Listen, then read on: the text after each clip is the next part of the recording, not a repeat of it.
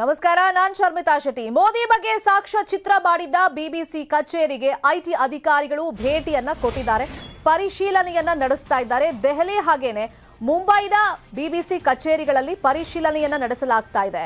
IT ಅಧಿಕಾರಿಗಳು ಕಚೇರಿಯಲ್ಲಿ survey ಕಾರ್ಯವನ್ನ ನಡೆಸ್ತಾ ಇದ್ದಾರೆ. ಈಗ ಕಚೇರಿ ಕಡೆಯಿಂದ ಸಿಬ್ಬಂದಿಗೆ ಸಂದೇಶ ರವಾನೆ ಆಗಿರೋದು, ಕಚೇರಿಗೆ ಇವತ್ಯಾರು ಬರಬೇಡಿ ಅಂತ ಹೇಳಿ. ಬಿಬಿಸಿ ಆಡಳಿತ ಮಂಡಳಿಯಿಂದ ಸಿಬ್ಬಂದಿಗೆ ಈ ಮೆಸೇಜ್ ಹೋಗಿದೆ. ಮತ್ತೆ ಕಚೇರಿಯ ಸಿಬ್ಬಂದಿ ಫೋನ್ಗಳನ್ನ ಐಟಿ ಅಧಿಕಾರಿಗಳು ತಮ್ಮ ವಶಕ್ಕೆ ಪಡ್ಕೊಂಡಿದ್ದಾರೆ. ನಮಗೆ ಕೆಲ ವಿಚಾರಗಳ ಬಗ್ಗೆ ಸ್ಪಷ್ಟನೆ ಬೇಕು, ಸೊ ಮಾಹಿತಿ ತಗೊಳ್ಳೋದಕ್ಕೆ ನಾವಿಲ್ಲಿ ಬಂದಿದ್ದೀವಿ ಅಂತ ಹೇಳ್ತಾ ಇದ್ದಾರೆ. ಅಧಿಕಾರಿಗಳು ಈ ಮಾಹಿತಿಯನ್ನ ಕೊಟ್ಟಿರೋದು. ಇನ್ನು ಆಡಳಿತ ಮಂಡಳಿಗೂ ಅಲ್ಲಿನ ಅಧಿಕಾರಿಗಳು ಸ್ಪಷ್ಟವಾಗಿ ಹೇಳಿದ್ದಾರೆ, ನಮಗೆ ಕೆಲ ವಿಚಾರಗಳ ಬಗ್ಗೆ ಸ್ಪಷ್ಟನೆ ಬೇಕು, ನಿಮ್ಮಿಂದ ಮಾಹಿತಿಯನ್ನ ಕೇಳೋದಕ್ಕೆ ನಾವು ಬಂದಿದ್ದೀವಿ ಅಂತ ಹೇಳಿದ್ದಾರೆ. ಇನ್ನು ಬಿಬಿಸಿ ಕಚೇರಿಗೆ ಐಟಿ ಅಧಿಕಾರಿಗಳು ಭೇಟಿ ಕೊಟ್ಟು ಪರಿಶೀಲನೆ ಮಾಡ್ತಾ ಇರುವಂತಹ ಹಿನ್ನೆಲೆಯಲ್ಲಿ ಸರ್ಕಾರದ ವಿರುದ್ಧ ಕಾಂಗ್ರೆಸ್ ನಾಯಕರು ಕಿಡಿಕಾರಿದ್ದಾರೆ. ವಿನಾಶಕಾಲೇ ವಿಪರೀತ ಬುದ್ಧಿ ಅಂತ ಹೇಳಿ ಜೈರಾಮ್ ರಮೇಶ್ ಕಿಡಿಕಾರಿದ್ದಾರೆ. ಇದಕ್ಕೆ ಕಾರಣನೂ ಇದೆ. ಈಗ ನರೇಂದ್ರ ಮೋದಿ ಕುರಿತಂತೆ ಬಿಬಿಸಿ ಸಾಕ್ಷ್ಯಚಿತ್ರವನ್ನ ಮಾಡಿತ್ತು. ಈ ಸಾಕ್ಷ್ಯಚಿತ್ರದ ಮೇಲೆ ಕೇಂದ್ರ ಸರ್ಕಾರ ನಿಷೇಧ ಹೇರಿತ್ತು. ನಿಷೇಧದ ನಡುವೆನೂ ಹಲವಾರು ವಿವಿಗಳಲ್ಲಿ ಅದು ಪ್ರಸಾರ ಆಗಿತ್ತು. ಪ್ರಕರಣ ಸುಪ್ರೀಂ ಕೋರ್ಟ್ನ ಮೆಟ್ಲತ್ತಿತ್ತು. ಸುಪ್ರೀಂ ಕೋರ್ಟ್ನಲ್ಲಿ ಸಾಕ್ಷ್ಯಚಿತ್ರ ಪ್ರದರ್ಶನ ನಿಷೇಧ ಪ್ರಶ್ನೆಯನ್ನ ಮಾಡಲಾಗಿತ್ತು. ಅರ್ಜಿ ವಿಚಾರಣೆ ಹಂತದಲ್ಲೇ ಇದೆ.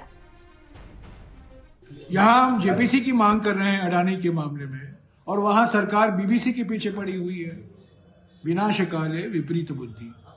यहाँ हम जेपीसी की मांग कर रहे हैं अडानी के मामले में, और वहां सरकार बीबीसी के पीछे पड़ी हुई है। विनाशकाले विपरीत बुद्धि।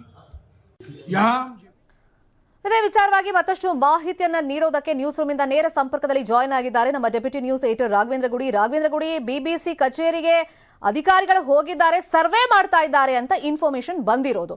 ಅಫ್ಕೋರ್ಸ್ ಐಟಿ ಅಧಿಕಾರಿಗಳು ಹೋಗಿದ್ದಾರೆ ಅಂದ್ರೆ ಆದಾಯ ಮತ್ತೆ ತೆರಿಗೆ ವಿಷಯದಲ್ಲಿ ಏನೋ ವ್ಯತ್ಯಾಸಗಳು ಇರಬಹುದು ಅಂತ ಹೇಳಿ, ಬಟ್ ರಾಜಕೀಯ ತಿರುವನ್ನ ಈ ಪ್ರಕರಣ ಪಡ್ಕೊಳ್ತಿದೆ. ಈಗ ಶರ್ಮಿತಾ, ಇತ್ತೀಚಿನ ದಿನಗಳಲ್ಲಿ ಬಿಬಿಸಿ ಯಾವ ಕಾರಣದಿಂದಾಗಿ ದೊಡ್ಡ ಮಟ್ಟದಲ್ಲಿ ವಿವಾದ ಇತ್ತು. ಪರ ವಿರೋಧ ಚರ್ಚೆಗಳು, ಜೊತೆಗೆ ಸಾಕಷ್ಟು ಪ್ರತಿಭಟನೆಗಳು, ವಿಶ್ವವಿದ್ಯಾಲಯಗಳಲ್ಲಿ ಹಿಂಸಾಚಾರ, ಇವೆಲ್ಲದರ ಮಧ್ಯದಲ್ಲಿ ಒಂದು ಲಿಂಕ್ ಎಲ್ಲಿಗೆ ಹೋಗ್ತಾ ಇತ್ತಂದ್ರೆ ಬಿಬಿಸಿ ಮಾಡಿದಂಥ ಒಂದು ಡಾಕ್ಯುಮೆಂಟ್ರಿ ಬಗ್ಗೆ 20 ವರ್ಷಗಳ ಹಿಂದೆ ಗೋಧ್ರೋತ್ತರವಾಗಿ ಆಗಿರತಕ್ಕಂಥ ಗಲಭೆ ಇತ್ತಲ್ಲ ಗುಜರಾತ್ನಲ್ಲಿ, ಅದಕ್ಕೆ ಸಂಬಂಧಪಟ್ಟ ಹಾಗೆ ಮೋದಿ ಅವರನ್ನ ಕೇಂದ್ರೀಕೃತವಾಗಿಸಿಕೊಂಡು ಒಂದು ಡಾಕ್ಯುಮೆಂಟ್ರಿಯನ್ನು ಅದು ಮಾಡಿತ್ತು. 2 ಭಾಗಗಳಲ್ಲಿ ಬಿಡುಗಡೆ ಮಾಡಿತು.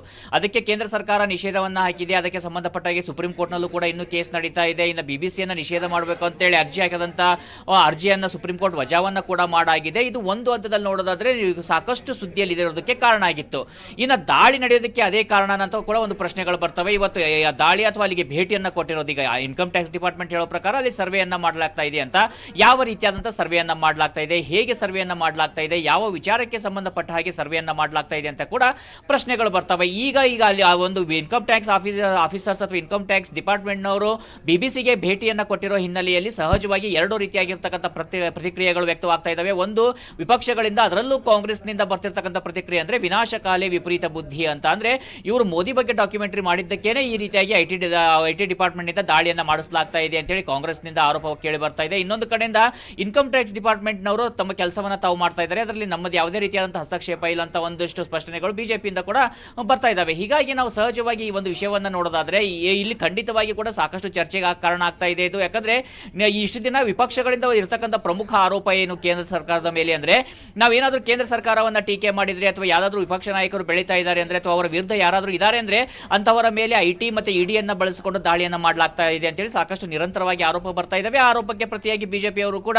ನಮ್ಮದು ಅದರಲ್ಲಿ ಯಾವುದೇ ರೀತಿಯಾಗಿರ್ತಕ್ಕಂಥ ಕೈವಾಡ ಇರೋದಿಲ್ಲ, ಅವರ ಅಧಿಕಾರಿಗಳಿಗೆ ಯಾವ ರೀತಿಯಾದಂಥ ಸರಿ ಅನ್ಸುತ್ತೆ ಆ ರೀತಿಯಾದಂಥ ಪ್ರತಿಕ್ರಿಯೆಯನ್ನ ಅವರು ಅಥವಾ ಆ ರೀತಿಯಾಗಿರ್ತಕ್ಕಂಥ ಕಾರ್ಯವನ್ನ ಅವರು ಮಾಡ್ತಾರೆ ಅಂತ. ಇನ್ನ ಇವತ್ತಿನ ವಿಚಾರಕ್ಕೆ ಬರೋಣ. ಬಿಬಿಸಿಯ ಇವತ್ತು ದೆಹಲಿ ಮತ್ತು ಮುಂಬೈ ಬೇರೆ ಬೇರೆಯಲ್ಲಿ ಯಾವೆಲ್ಲ ನಗರಗಳಲ್ಲಿ ಅವರ ಒಂದು ಬ್ರಾಂಚಸ್ಗಳಿದ್ದಾವೆ ಅದರ ಮೇಲೆ ಇವತ್ತು ಅಲ್ಲಿಗೆ ಒಂದು ಇನ್ಕಮ್ ಟ್ಯಾಕ್ಸ್ ಅಧಿಕಾರಿಗಳು ಭೇಟಿಯನ್ನು ಕೊಟ್ಟಿದ್ದಾರೆ. ಜೊತೆಗೆ ಸಂಪೂರ್ಣವಾಗಿರ್ತಕ್ಕಂಥ ಅವರ ಟ್ರಾನ್ಸಾಕ್ಷನ್ಸ್ ಏನಿದೆ, ಅವರ ಆದಾಯ ಎಷ್ಟಿದೆ, ಅವರ ಖರ್ಚು ವೆಚ್ಚ ಎಷ್ಟಿದೆ, ಯಾರಿಗೆ ಕಾಲಮಿಸ್ಟ್ಗಳಿಗೆ ಯಾರಿಗೆ ಎಷ್ಟು ದುಡ್ಡನ್ನು ಕೊಡ್ತಾ ಇದ್ದಾರೆ, ಅಲ್ಲಿ ತಮ್ಮ ಎಂಪ್ಲಾಯಿಗಳಿಗೆ ಎಷ್ಟು ಹಣವನ್ನು ಕೊಡ್ತಾ ಇದ್ದಾರೆ, ಆ ಆದಾಯದ ಮೂಲ ಏನು, ಹೀಗೆ ಇದಕ್ಕೆ ಸಂಬಂಧಪಟ್ಟ ಹಾಗೆ ಸಾಕಷ್ಟು ವಿಷಯಗಳನ್ನು ಕಲೆ ಹಾಕ್ತಾ ಇದ್ದಾರೆ ಅಂತೇಳಿ ಸದ್ಯಕ್ಕೆ ಮಾಹಿತಿಗಳು ಬರ್ತಾ ಇದ್ದಾವೆ. ಯಾಕಂದರೆ ಕೇವಲ ಕೆಲವು ಒಂದು ವರ್ಷ ಒಂದು ವರ್ಷ 6 ತಿಂಗಳ ಹಿಂದೆ ನಾವು ಗಮನಿಸೋದಾದ್ರೆ BBC ತನ್ನ ಆಪರೇಷನ್ಸ್ ಅನ್ನ ಇಂಡಿಯಾದಲ್ಲಿ ಕ್ಲೋಸ್ ಮಾಡೋದಕ್ಕೆ ಚಿಂತನೆ ಮಾಡ್ತಾ ಇದೆ, ಯಾಕಂದ್ರೆ ಅವರಿಗೆ ಹಣದ ಕೊರತೆ ಆಗಿದೆ ಅಂತ ಹೇಳಿ ಒಂದಿಷ್ಟು ವರದಿಗಳು ಬರ್ತಾ ಇದ್ವು. ಆದ್ರೆ ಇತ್ತೀಚೆಗೆ ನೋಡ್ತಾ ಇದ್ರೆ ಈಗ ಹೆಚ್ಚಿನ ಪ್ರಮಾಣದಲ್ಲಿ ವರದಿ ಆದ್ರೆ ಅವರ ಒಂದು ಟೆಲಿಕಾಸ್ಟ್ಗಳು ಜಾಸ್ತಿ ಆಗ್ತಾ ಇದಾವೆ. ಹೀಗಾಗಿ ಸಹಜವಾಗಿ ಇನ್ಕಮ್ ಟ್ಯಾಕ್ಸ್ ಅಧಿಕಾರಿಗಳು ಅಲ್ಲಿಗೆ ಭೇಟಿಯನ್ನ ಕೊಟ್ಟಿದ್ದಾರೆ ಅಂತ ಹೇಳಿ ಆಡಳಿತ ಪಕ್ಷದವರು ಹೇಳ್ತಾ ಇದ್ರೆ,